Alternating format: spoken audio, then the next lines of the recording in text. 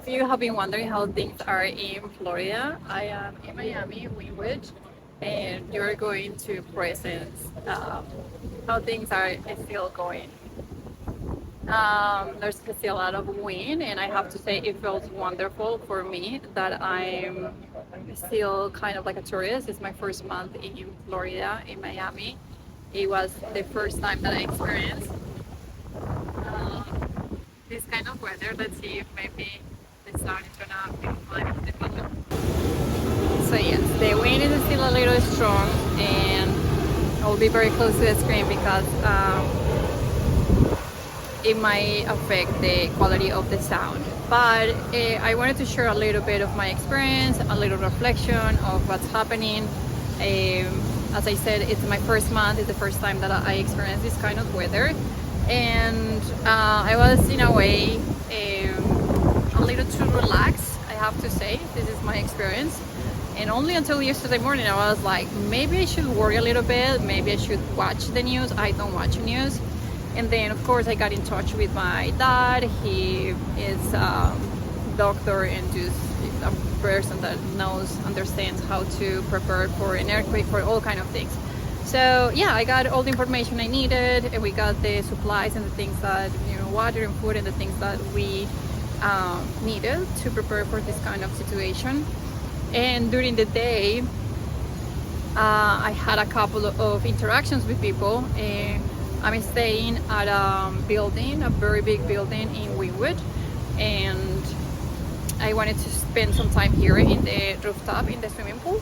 And when I came, I saw this woman with probably like 6 or 7 kids. They all were like between 4 years to 8 years, and they were playing in the swimming pool, and the swimming pool was supposed to be closed. And I had worked for many years with children, so I'm very familiar, how the lifestyle is. If they're not at school, they need activities to get rid of the energy and to just enjoy their days.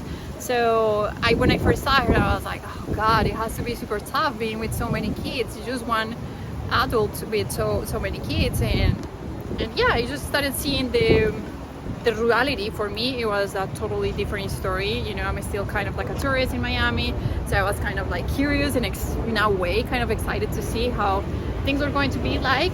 But then when I saw this woman, I was like, wow, the reality, it is so different for everyone at this moment in this kind of situation. So she shared a little bit about their story. They had to leave another city here in Florida to come to, they had to evacuate, and they were staying in this building at their friend's apartment.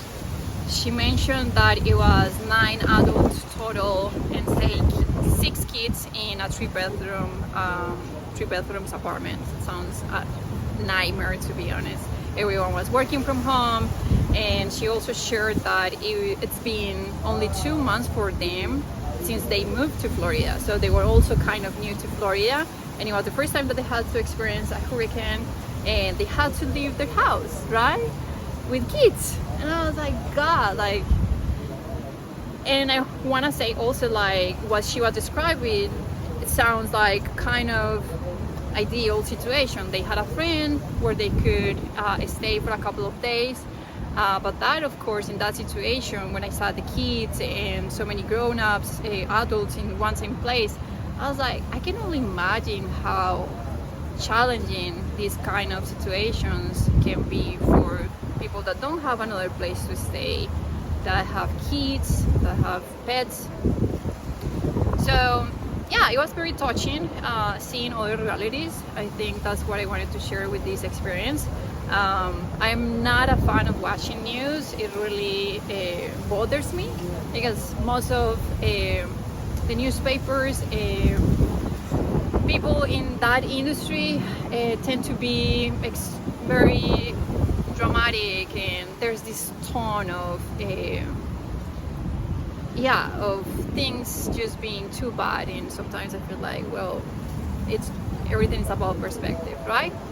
And the other thing I started noticing is how other people, let's say in the wellness or spirituality world, started posting their ideas and their perspectives about the situation, and that also made me reflect and think about what I really think and what I really feel about what's happening. And it's one of those things, I've been studying psychology for many years, and I have seen, let's say when we were during the pandemic, when the Black Lives Matter came out. I think I also had the opportunity to see the different reactions from people. So I'm very aware that when these very extreme situations, climate changes and things related with politics, when these things present, usually it triggers things inside of us, and the ones that are like very passionate, talking about it and sharing their vision, usually there's something that is being activated inside of them. If we think about it, if we go back to this concept of everything being about perspective, everyone is going to experience these moments in a very different way based on what we have learned, experienced in life, and based on the beliefs we have about things. We all have seen how people get excited about, how windy it is and how beautiful it is, the fact that we get to experience the full potential of nature expressing, but other people freak out and, panic about things that might not even happen. So I'm sure you have seen these two scenarios. So I had to see it a little bit with my perspective, with the way I feel about this before recording this video, and this is what I came up with. For a lot of us, when we think about climate change and where we are in history with that whole situation, I think the first thing that comes out for a lot of us is like, okay, we're not taking care of the planet. We are wasting, we are consuming a lot. And that's true, that's one of the facts, When we are looking things from this perspective and we are using the bad results we are getting to blame others, what we create there, it's fear. Right? And as we all know, we need to just go back to love, to a place of love. That's the only place where we truly are going to create change and to improve things. And if we want to go a little deeper, if we think about how come some of us are aware of how we can take care of the planet, the place we all live in, and how come other people seem to just not get it, right? If we sit with that idea, what we are going to realize is that one is not something that is going to change that easily, and two, that's been the nature of humanity. Since day one, there's been some people that are a little bit more evolved, that are more conscious, aware of some things, and some other are less conscious and less aware of other things.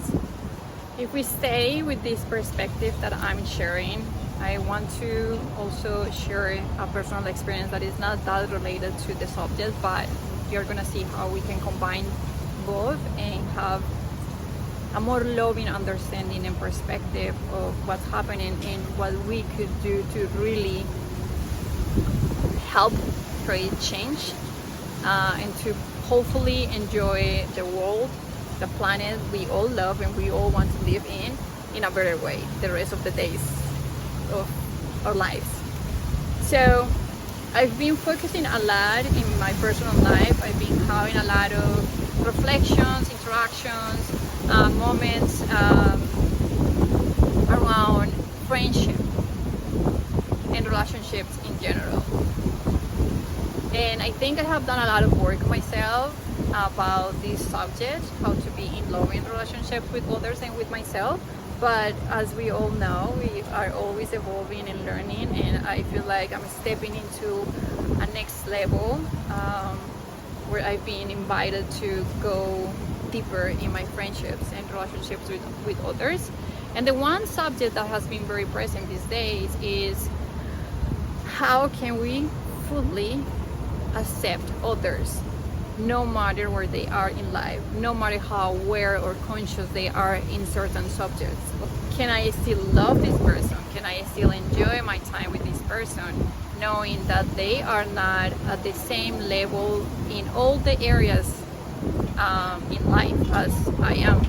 What I find that is the issue, the problem that doesn't allow us to accept the other person, the resistance, the not being able to be okay with what they are, to not knowing in our own nervous system, in our own experience, how to regulate and how to sit with the discomfort. So we start being a lot in our heads, and the moment we are in our heads, we are not being present anymore. So we go in our heads, we start creating all these stories where we start judging the other person, judging the experience, and we are not present anymore. By not being present, we are disconnected from the other person, and we are creating separation. In the moment I remove the thoughts, or I just quiet my mind and I'm present in the moment with the other person, I'm not judging the person, I'm not letting my thoughts run the show, but I'm there. It's easy for me to come back to that place of love and openness to the other person. So what I've been finding is that it's a being present work, it's a being present practice that allowed us to accept the other person and to love and create deep connections with the other person. So this is my conclusion from the experience subject of relationships with others. My question now is, can we apply this to the climate situation we're experiencing, to the relationships we have with our colleagues at work, to the relationship we have with ourselves, to any other situation we might be facing, any other challenging situation we might be facing in our lives? Being present is the highest expression of self-love. If we are there connected to our experience, to ourselves, we are fully loving who we are.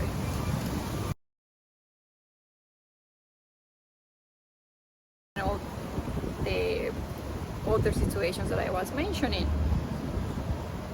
What do you think it would happen if we are in this place of love and acceptance? We're probably going to have great ideas how to respond, great ideas of the actions we can take. And this is going to look different for everyone, but I'm sure that if we are operating from this place, even if we are very different, the results we're going to see are going to be way more positive. I don't think the solution it is to tell everyone you need to learn how to recycle, you need to learn how to consume less products that are not helping the climate change, because I want to say these are my ideas. This is what I think it could help us, but every single human is going to have a different perspective, and they can be as good as mine. So I think what really can help us as humans to face any situation in life is to learn how to be present, how to have a loving relationship with ourselves. And then that's when we can create the different responses, the different actions we can take. Truly enjoy this planet that we all know that we want to enjoy for the rest of our lives. I would love to hear your opinions. I would love to hear your experience. Please feel free to share on the comments below. I hope everything is going great wherever you are in the world and you are safe. Sending so much love if you are going through anything challenging at the moment. I hope you can find loving responses to whatever you're experiencing. For now, thank you so much for watching. I hope to see you on my next video. Peace and love.